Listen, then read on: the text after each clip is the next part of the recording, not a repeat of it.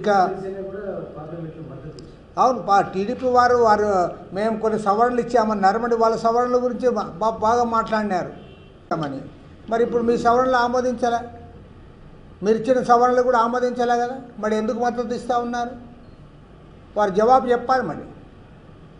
కాబట్టి అంటే మీరు ఇవాళ చంద్రబాబు నాయుడు గారు పవన్ కళ్యాణ్ గారు ఏమనుకుంటున్నారంటే, చంద్రబాబు కొద్దిగా పవన్ కళ్యాణ్ అంత ఇది కాలేదనుకో, పవన్ కళ్యాణ్ పాపం పూర్తి డ్రెస్ చేసుకొని ఆయన సనాతనవాది అయిపోయి బీజేపీ ఎజెండా మోస్తా అన్నాడు. ఆయన బీజేపీ ఎజెండా పక్కా బీజేపీ ఎజెండా. ఆయన పాపం నిజంగా నాకైతే బాధ అవుతుంది. ఆమె అంటే వ్యక్తిగతము మనం మాట్లాడకూడదు. ఆమె క్రిస్టియన్, ఆమె భార్య, ఆమెతో కూడా పాపం గుడ్డు కొట్టించాడు వెంకటేశ్వర స్వామి దగ్గర తీసుకుపోయి. అంత అవసరమా? కాబట్టి ఆయన పూర్తి సనాతనవాది అయిపోయి ఆ డ్రెస్ వేసుకొని ఆ బొట్టు పెట్టుకొని ఆ ఉప ముఖ్యమంత్రి అయినప్పటి నుంచి పాపం ఆయన మారిపోయినాడు. ఇంకా చంద్రబాబు నాయుడు ఆలోచించుకోవాలి.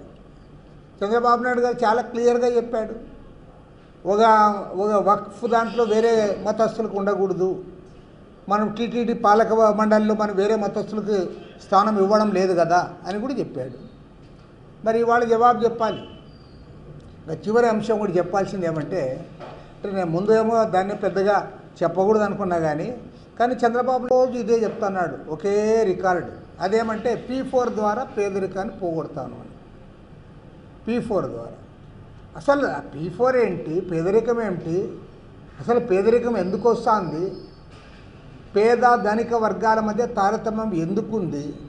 నీవు దాన్ని జోలికి పోకుండా కొంతమంది షావుకారుల దగ్గర డబ్బులు తీసుకొని పేదోళ్ళకి ఇస్తే మొత్తం పేదరికమని పోతుందని చెప్తే, ఇంతకంటే చెవులో పూలు పెట్టేది ఇంకోటి ఉంది అని నేను అడుగుతాను.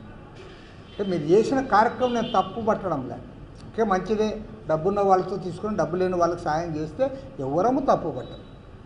దానికి ఆల్రెడీ ఉన్నాయి కూడా సోషల్ రెస్పాన్సిబిలిటీ CSR దాని కింద ప్రతి కార్పొరేట్ కంపెనీ వాళ్ళు కూడా కొంత డబ్బు కేటాయిస్తారు, పేదవాళ్ళకే ఖర్చు పెడతారు, కొన్ని మంచి ఔదార్యంతో ఖర్చు పెడతారు. అది పేదరికం పోయిందా అని నేను అడుగుతా ఉన్నాను. వాళ్ళ భారతదేశంలో పేద ధనిక వర్గాల మధ్య తారతమ్యం పెరిగిందా లేదా తగ్గిందా? దానికి సమాధానం చెప్పు. వాళ్ళ అక్కడ కేంద్రంలో నరేంద్ర మోడీ, రాష్ట్రంలో చంద్రబాబు నాయుడు లాంటి వాళ్ళు మీరు అనుసరిస్తున్న ఆర్థిక విధానాల ఫలితంగానే ఆంధ్ర రాష్ట్రంలో భారతదేశంలో పేద ధనిక వర్గాల మధ్య తారతమ్యం విపరీతంగా పెరిగిపోతూ ఉంది.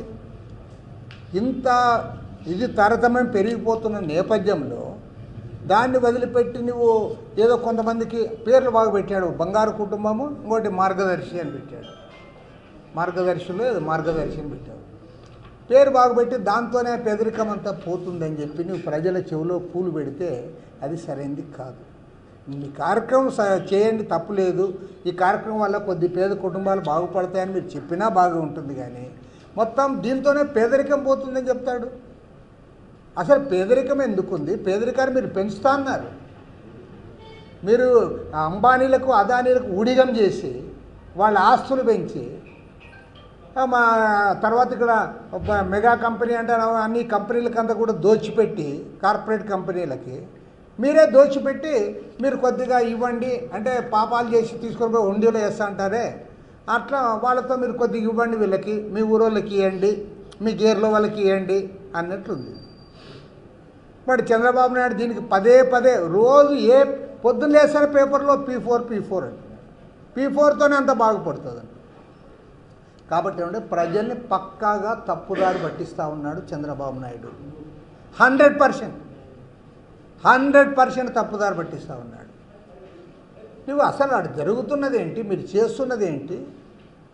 నువ్వు పేదరికం అంతా పోతుందని చెప్పి పేదరికం దీంతోనే పోయేటట్లుంటే ఇంకా బ్రహ్మాండంగా ఉండేది.